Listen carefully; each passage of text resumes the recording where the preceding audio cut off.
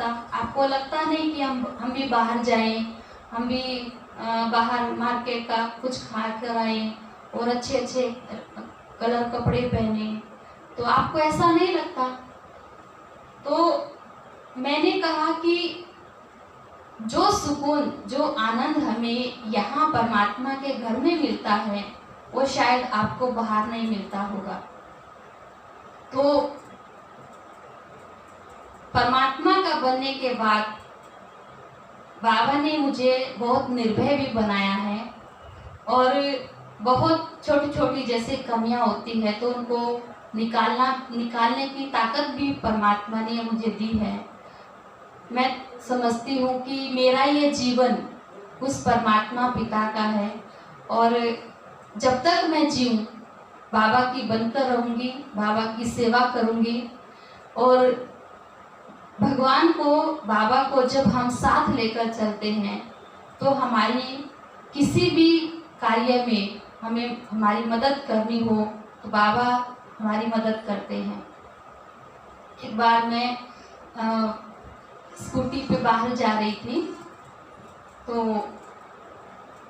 काफ़ी लंबा रास्ता था, और पहली बार मैं इतने लंबे रास्ते पर स्कूटी लेकर अकेली जा रही थी। तो जाने से पहले मैंने बाबा को कहा, बाबा आप मेरे साथ चलना, मुझे रास्ता नहीं पता है, आप मेरे साथ चलना, और आप जब तक मैं जाऊं, जाकर वापस आऊं, ये स्कूटी भी और मुझे भी दोनों को सही सलामत आपने वापस लेकर आना है। तो मैं गई, जो काम था वो किया। 70 किलोमीटर जाना और 70 किलोमीटर आना, 140 किलोमीटर में स्कूटी चलाकर गई और वापस आई। और सेंटर के नज़दीक जैसे ही आई, अच्छी स्पीड में मैं स्कूटी चला रही थी, तो अचानक एक तरफ से गाड़ी आई, और मैं जैसे आ रही हूँ तो इधर गाड़ी है, इधर सामने एक बहुत जैसे भागता हुआ एक डॉगी आया। तो एकदम से इतना ब्रेक मैंने लगाया, और उस समय मुझे लगा कि आज तो गई। लेकिन तभी बाबा याद आया, और बाबा को मैंने कहा था कि बाबा जब तक वापस नहीं पहुंच जाऊं, मुझे भी और स्कूटी को भी सही सलामत रखना।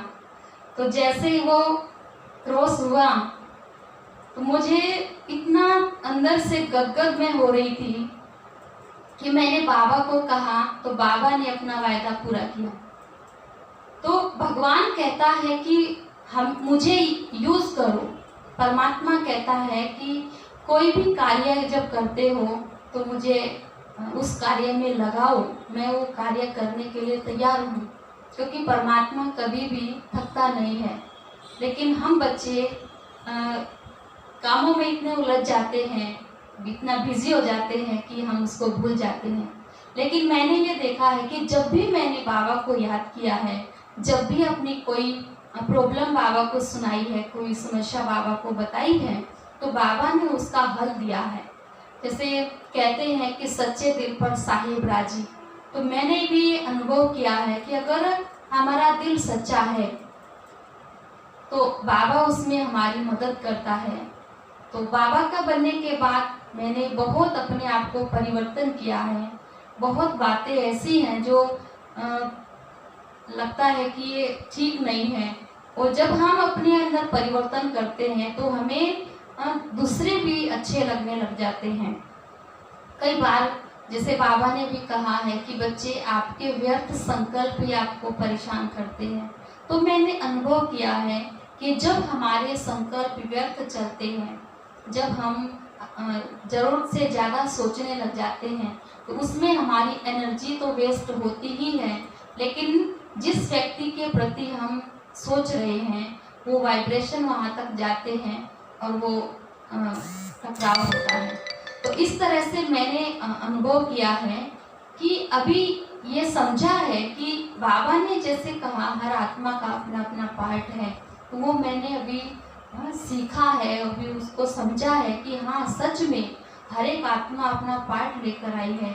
हम किसी को भी परिवर्तन नहीं कर सकते हैं, बाबा ने जब कहा है कि बच्चे स्वयं को परिवर्तन करना है, तो जब हम स्वयं को परिवर्तन करते हैं और स्वयं को परिवर्तन करने के बाद जो सुख हमें मिलता है, जो शांति, जो सुकून हमें मिलता है, वो हम उसको बयान नहीं कर पाते हैं। दूसरे बदले नहीं बदले, दूसरे कब बदलेंगे, अगर वो बदले उसके बाद हम बदलेंगे तो शायद वो बदलने में सारी उम्र लगा दे, तो हम उसके पीछे क्या अपने आप को नहीं बदलेंगे।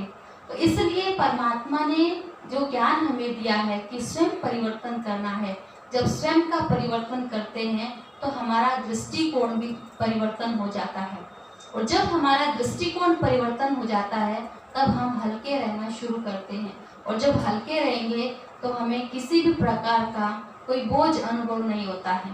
तो ये जीवन, ये परमात्मा ने हमें दिया है। ज्ञान में चलना माना क्या? परमात्मा के हम बच्चे हैं, उसने हमें अपना बनाया है। हम कहते हैं हम 10 साल से ज्ञान में चलते, 15 साल से ज्ञान में चलते, 20 साल से ज्ञान में चलते हैं। ज्ञान में चलना माना क्या? ज्ञान में चलना माना स्वयं में परिवर्तन करना, स्वयं की छोटी छोटी कमियों को निकालना, वही ज्ञान में चलना है। कहते हैं हम ज्ञान में चलते हैं, हम ज्ञान में नहीं चले, लेकिन ज्ञान हमारे अंदर चले। जब ज्ञान हमारे अंदर चलेगा, अर्थात कोई भी कार्य जब हम करते हैं समझकर करेंगे, सोचकर करेंगे, तो हम हल्के रहेंगे और किसी भी बात में, किसी भी परिस्थिति में हल्के रहेंगे। क्योंकि संसार है और संसार में सब बातें आती हैं, ऊपर नीचे होता रहता है, लेकिन जब हम ज्ञान की हर बात को याद रखते हैं, परमात्मा ने क्या कहा है, परमात्मा की मेरे से क्या आशा है, जब हम वो याद रखते हैं तो हम ज्ञान को याद रखते हैं और समझ कर चलेंगे तो हर बात में हमारी विजय होगी।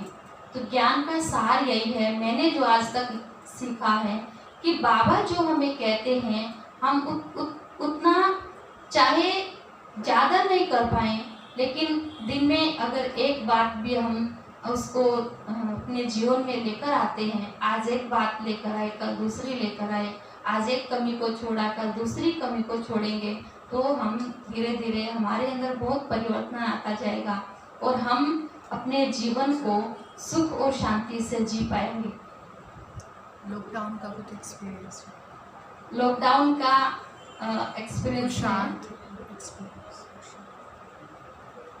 जैसे हम सुनते आए हैं कि समय बहुत तेजी से जा रहे हैं और परमात्मा ने जो हमें मुरलियों में बताया है कि ऐसा समय आएगा कि आप घर से निकल नहीं पाएंगे, खिड़कियों से आपको देखना पड़ेगा, कोई किसी से मिल नहीं पाएगा। तो अभी समझो वो ऐसे समय की शुरुआत हो गई है और ऐसा समय हमें परमात्मा ने दिया है स्वयं की चेकिंग करने का, क्योंकि आज तक सभी सेवाओं में इतना बिजी थे, किसी को समय ही नहीं मिलता था कि अपने आप को चेक करने का।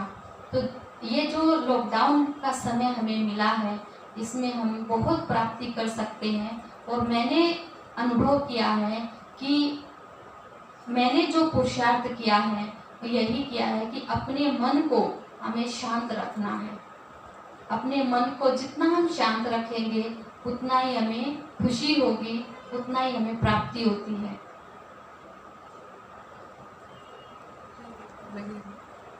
हम शांत। किसका पहले किसने मोबाइल में किया? दीदी आप ज्ञान में कैसे आए, एक बार इसको थोड़ा एक्सप्लेन करो, शुरुआत कैसे हुई? ओम शांति। लौकिक जन्म किलोई गांव में हुआ, जो हरियाणा के रोहतक जिले में है। हमारे गांव में एक भाई हैं जो किसी कारणवश जेल में उनको जाना पड़ा और रोहतक सेंटर की तरफ से जेल में भी सेवाएं होती थी, वहाँ पर भी पाठशाला चलती थी। तो भाई को वहाँ से ज्ञान मिला और जब वो अपनी सजा पूरी करके गांव में आए, तो गांव में आने के बाद उन्होंने मेरी मासी जी को कहा कि एक बहुत ही अच्छा सत्संग है, अगर आप माताओं को इकट्ठा करें तो मैं ला सकता हूँ। तो मासी जी ने कहा कि माताओं को इकट्ठा करना मेरा काम है, आप लेकर आइए। तो सेंटर से बहनें गई, प्रदर्शनी लगाई गई और वहाँ पर क्लास शुरू हुई। तो उस समय हम बहुत छोटे थे,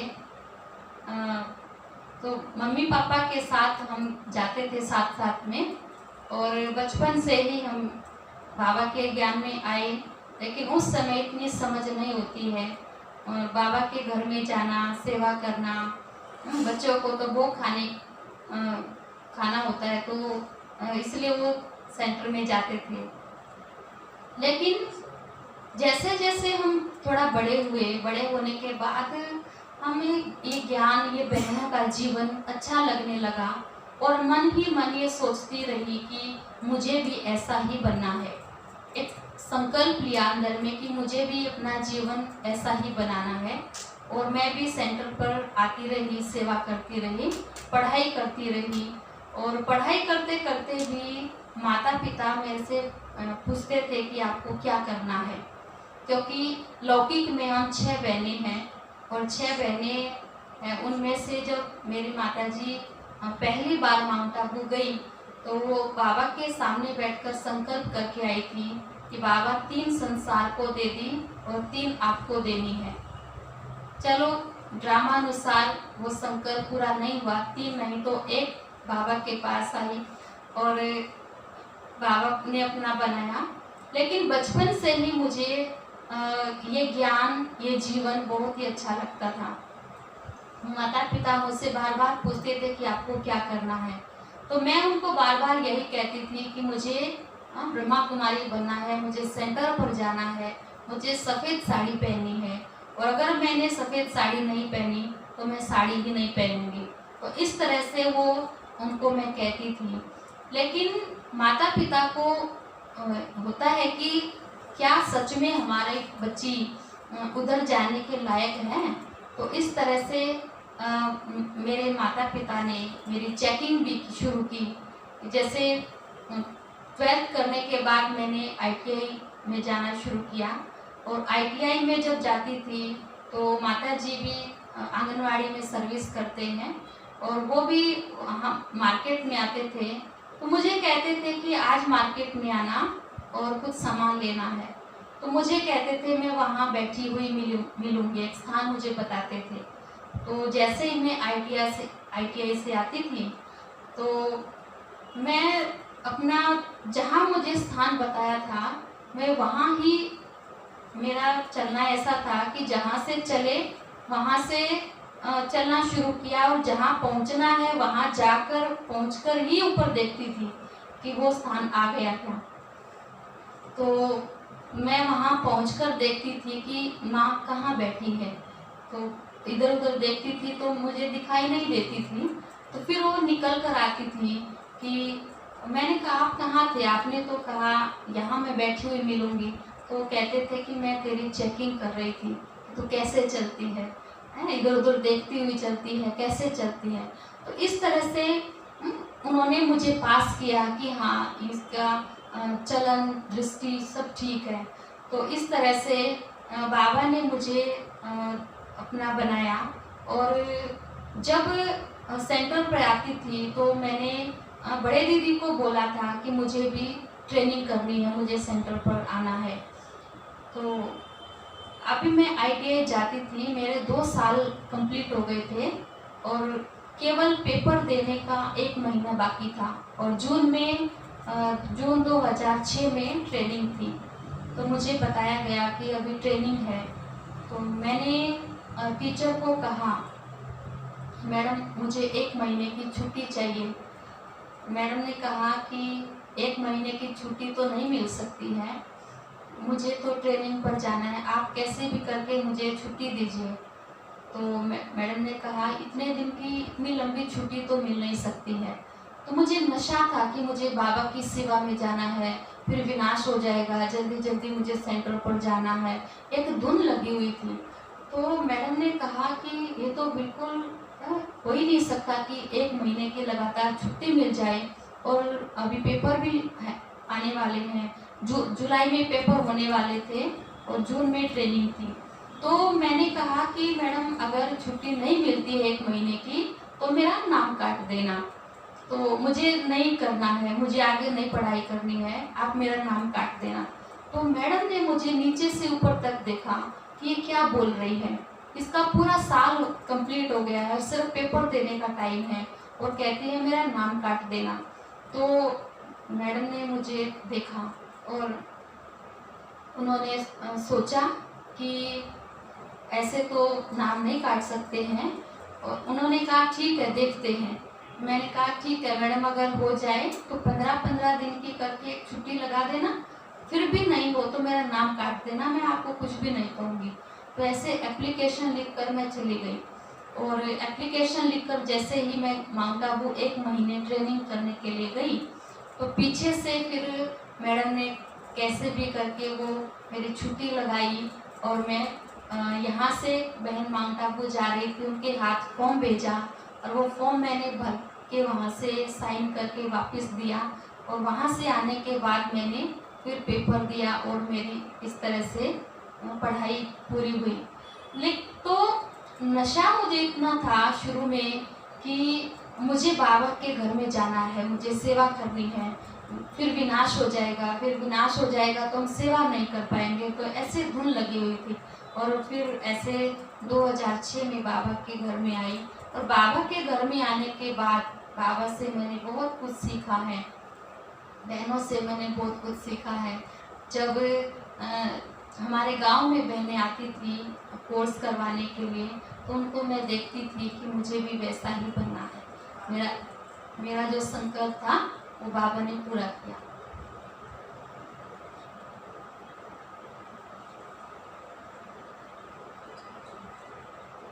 आपको बाबा पे निश्चय कैसे हुआ?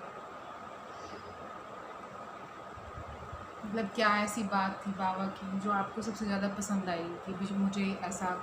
जब हम छोटे थे, ज्ञान सुनते थे, तो मुझे इतना ज्ञान ज़्यादा समझ में नहीं आता था, लेकिन एक बात मुझे बहुत अच्छी लगती थी कि जैसे बाबा कहते बच्चे ड्रामा अनुसार सब कुछ रिपीट हो रहा है, तो वो बात मुझे लग गई।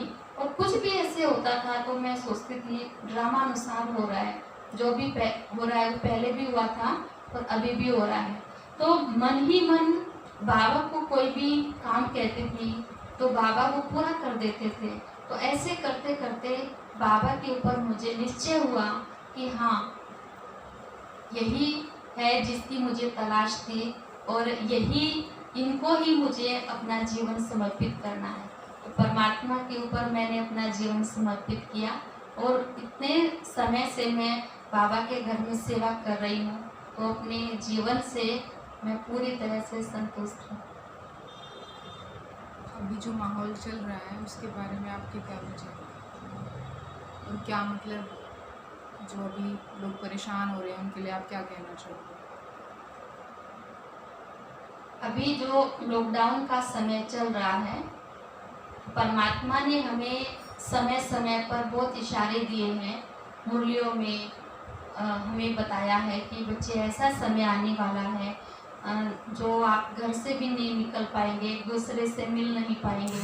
तो अभी वैसे समय की शुरुआत हो गई है, और अभी वैसा ही समय चल रहा है कि हम घर से निकल नहीं पा रहे हैं, एक दूसरे से मिल नहीं पा रहे हैं।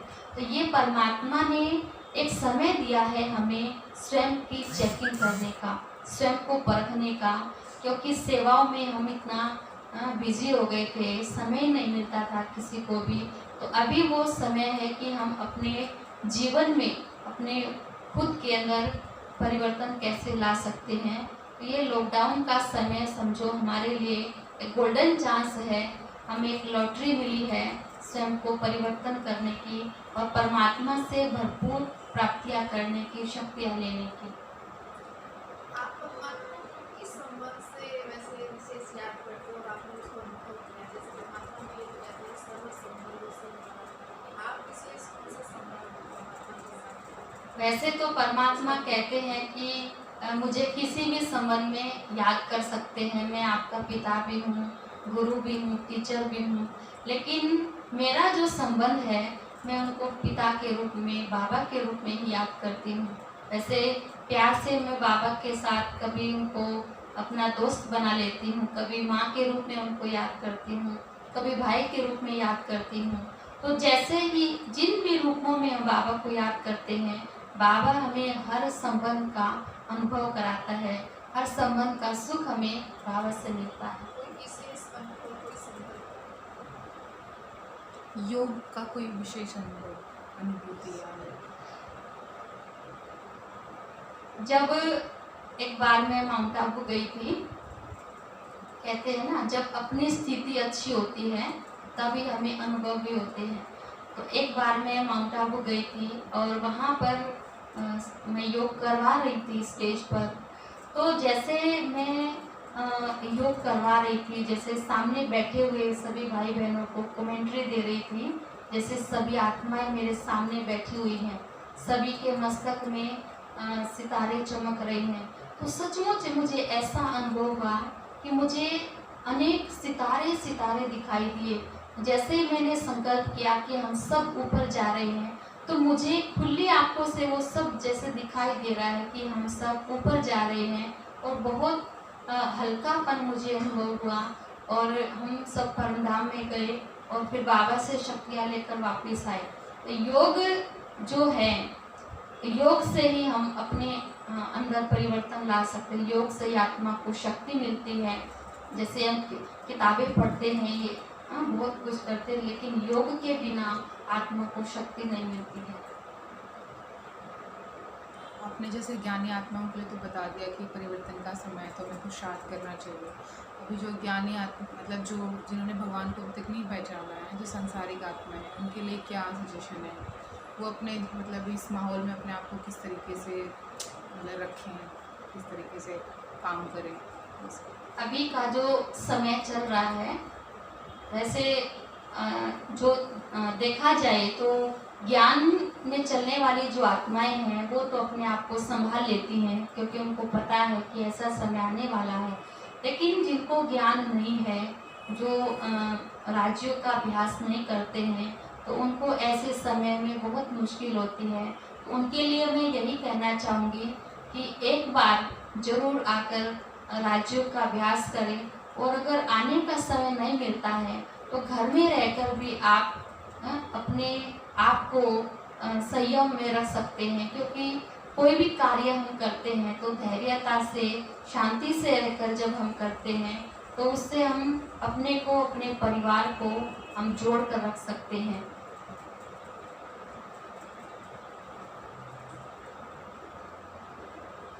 ओम शांति। थैंक यू दीदी। ओम शांति। आपका बहुत अच्छा एक्सपीरियंस हमको आज सुनने को मिला, इसके लिए हम आपका बहुत बहुत धन्यवाद करते हैं। Thank you. ये हमारे कुसुम